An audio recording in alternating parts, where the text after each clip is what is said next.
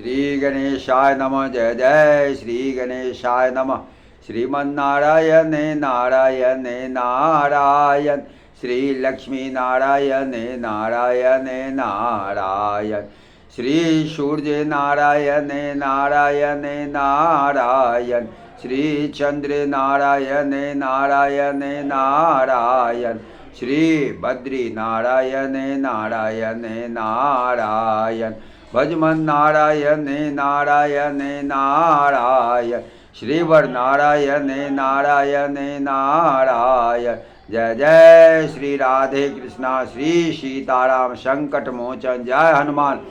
आषाढ़ मास की कृष्ण पक्ष की एकादशी को योगिनी एकादशी कहते हैं। यह एकादशी इस बार 10 जुलाई दिन शुक्रवार को मनाया जाएगा। 9 जुलाई को एकादशी व्रत का नहाय खाए और 11 जुलाई को एकादशी व्रत का पारण है।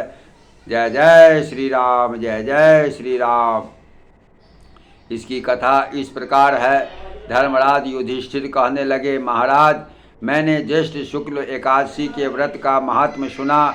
अब कृपा करके आषाढ़ कृष्ण एकादशी की कथा वर्णन कीजिए। इस एकादशी का क्या नाम है, इसका महात्म्य क्या है, सो सब कृपा करके वर्णन कीजिए। भगवान श्री कृष्ण कहने लगे, हे राजन, आषाढ़ कृष्ण एकादशी का नाम योगिनी है। इसके व्रत करने से सभी प्रकार के पाप नष्ट हो जाते हैं। यह इस लोक में भोग और परलोक में मुक्ति देने वाली है। यह तीनों लोकों में प्रसिद्ध है। मैं तुमसे पुराणों में वर्णन की हुई कथा कहता हूँ, सो तुम ध्यान पूर्वक सुनो। स्वर्ग धाम में अलकापुरी नामक एक नगरी में कुबेर नाम का एक राजा रहता था। वह भगवान शिव का भक्त था। प्रतिदिन भगवान शिव की पूजा किया करता था। हेम नाम का एक माली पूजन के लिए उसके यहाँ फूल लाया करता था। उस एम माली की विशालाक्षी नाम की अत्यंत सुंदर स्त्री थी। एक दिन वह मानसरोवर से पुष्प तो ले आया, परंतु कामासक्त होने के कारण वह अपनी स्त्री से हास्य विनोद तथा रमन करने लगा।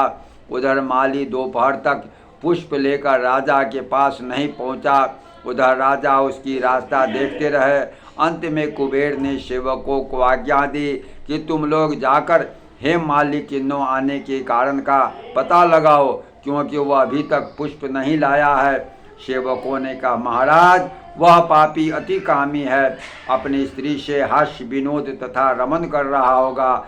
यह सुनकर कुबेर ने क्रोधित होकर उसे बुलाया। हेम माली राजा के भय से कांपता हुआ उपस्थित हुआ। राजा कुबेर क्रोध के मारे जिनके होंठ कांप रहे थे, कहने लगा, अरे पापी नीच कामी, तूने मेरे परम पूजनीय ईश्वरों के भी ईश्वर, देवों को भी देव, श्री महादेव जी की अनादर किया। इसलिए मैं तुझको श्राप देता हूँ, तू स्त्री का वियोग सहेगा, मृत्यु लोक में जाकर कोढ़ी होगा।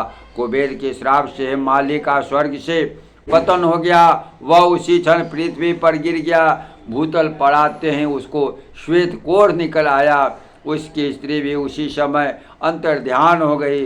मृत्यु लोक में आकर उसने महान दुख भोगे। भयानक जंगल में जाकर बिना अन्न और जल के भटकता रहा। रात्रि को निंद्रा भी नहीं आती, परंतु शिव जी की पूजा के प्रभाव से उसको पिछले जन्म की स्मृति का ज्ञान अवश्य रहा। घूमते घूमते एक दिन वह श्री मार्कंडेय ऋषि के आश्रम में पहुंच गया, जो ब्रह्मा से भी अधिक वृद्ध थे। दिन का आश्रम ब्रह्मा जी की सभा के समान लगता था। हेम माली वहां जाकर उनके पैरों में पड़ गया। उसको देखकर श्री मार्कंडेय जी बोले, तुमने ऐसा कौन सा पाप किया जिसके प्रभाव से कोढ़ होकर महान दुख भोग रहा है।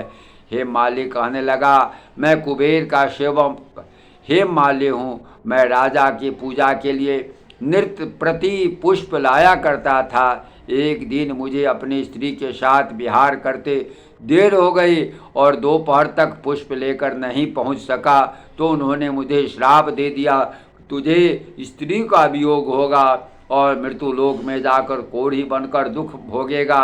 इस श्राप से मैं कोढ़ी होकर अत्यंत दुख भोग रहा हूँ। अतः आप कोई ऐसा उपाय बताएं जिससे मेरा यह दुख दूर हो जाए। इस पर मार्कंडेय ऋषि बोले, तूने मेरे सम्मुख सत्य वचन कह रहे हैं, इसलिए मैं तेरे उद्धार के लिए एक व्रत बतलाता हूँ।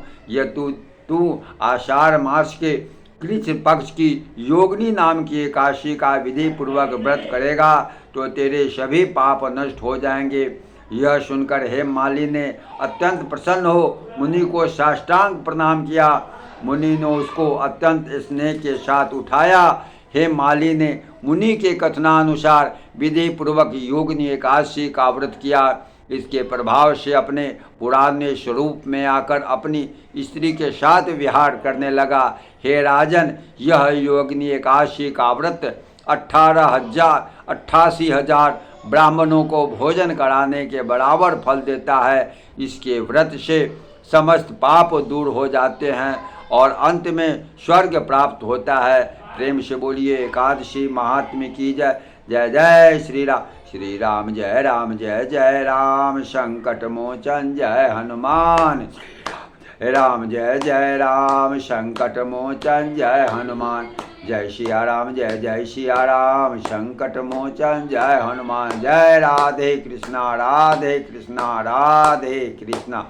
श्रीमन नारायण नारायण नारायण, भजमन नारायण नारायण नारायण। श्री लक्ष्मी नारायण नारायण नारायण, श्रीमन नारायण नारायण नारायण। श्री बद्री नारायण नारायण नारायण, श्री सूर्य नारायण नारायण नारायण। श्री चंद्र नारायण नारायण नारायण। जय जय श्री सीताराम। श्रोताओं, आपने देखा सुना इस कथा में जो वर्णन है, अगर किसी भी प्रकार का शरीर में कुष्ठ रोग, चर्म रोग हो गया हो, किसी का श्राप लगा हो, उससे मुक्ति पाने के लिए एकादशी का व्रत अवश्य करना चाहिए। इस एकादशी के योगिनी एकादशी के व्रत करने से अगर कभी किसी भी प्रकार का कोई श्राप किसी को मिला हो, वह किसी के का श्राप मिला हो, जाने अनजाने उससे कोई पाप हुआ हो, उससे वह मुक्त हो जाता है। इस एकादशी को करने से अपने जीवन को सफल बनाने के लिए एकादशी का व्रत अवश्य करें। प्रेम से बोलिए श्री एकादशी महात्म्य की जय। श्री राधा कृष्ण की जय। श्री सीताराम की जय। जय वीर बजरंगबली की जय। जय जय श्री राम।